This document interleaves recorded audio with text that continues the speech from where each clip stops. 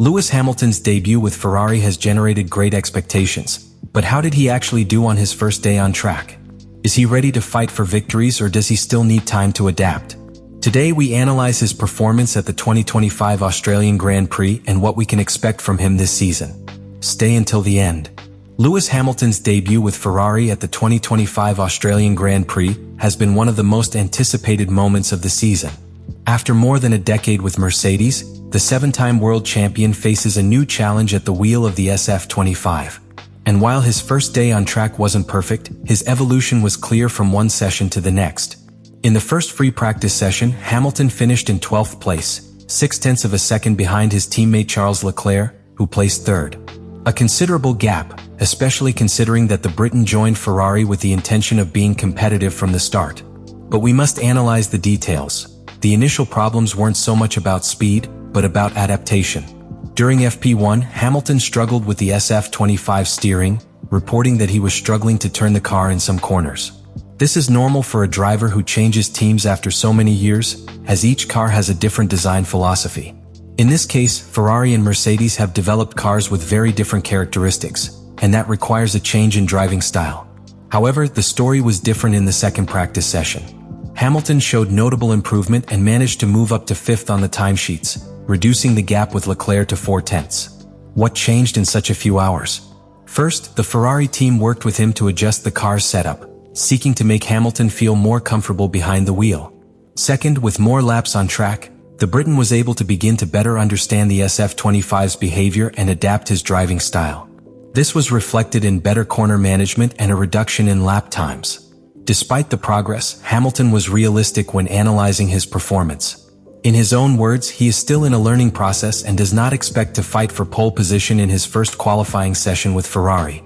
His focus seems to be on progressively improving, without rushing or putting unnecessary pressure on himself. But there is one key point that we cannot ignore.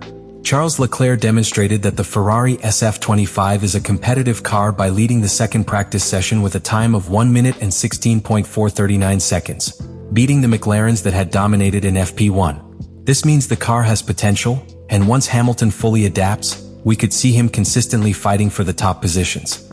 Hamilton's first day with Ferrari in Australia was a combination of challenges and learning.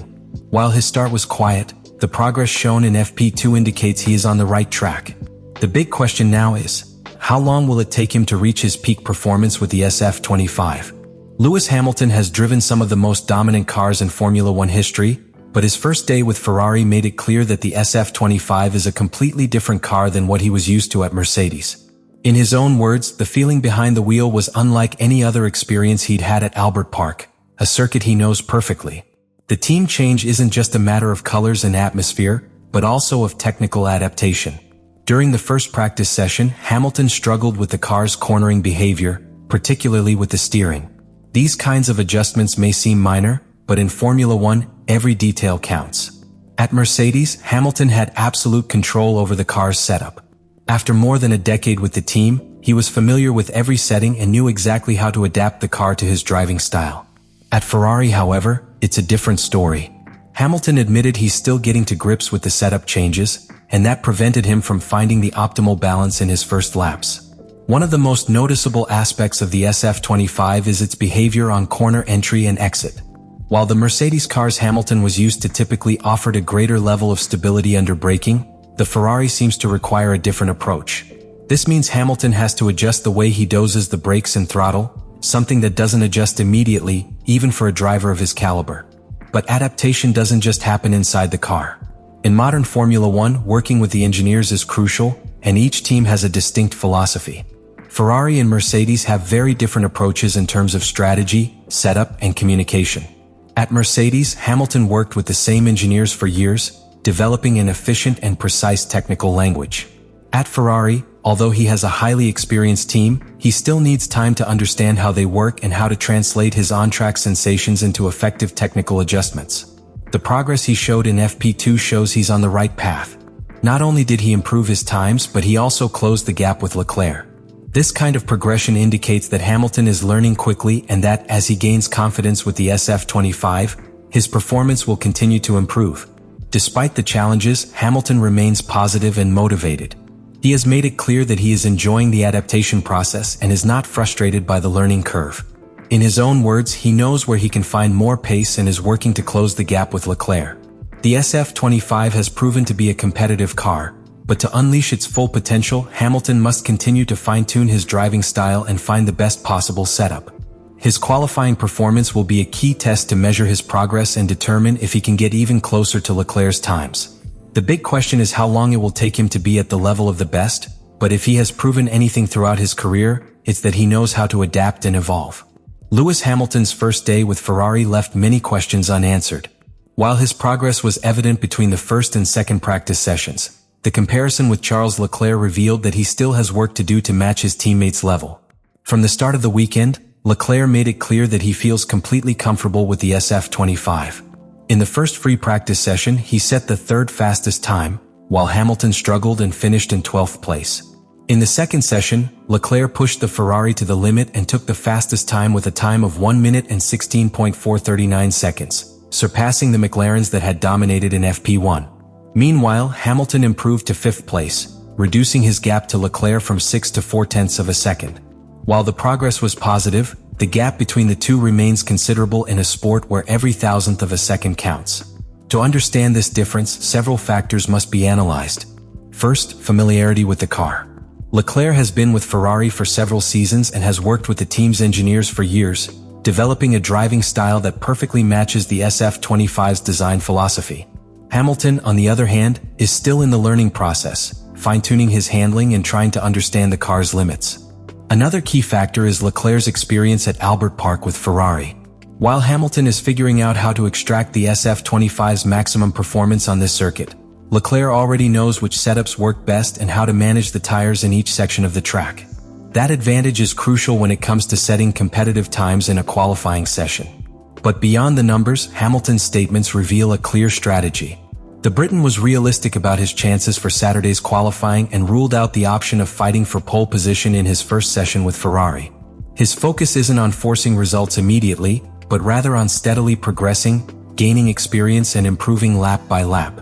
In his own words, Hamilton said he doesn't put too much pressure on himself and that his goal is to continue learning the car without rushing. This suggests that while qualifying in Australia may not be his best session of the season, what really matters is his evolution over the next few races. At Ferrari, they are confident that, with time and track mileage, Hamilton will be able to reach his peak level and compete directly against Leclerc. For now, the big question is where Hamilton will be on the starting grid for Sunday's race. If he can improve his qualifying time and secure a spot on the front row, he could be in a position to fight for a podium finish on his Ferrari debut.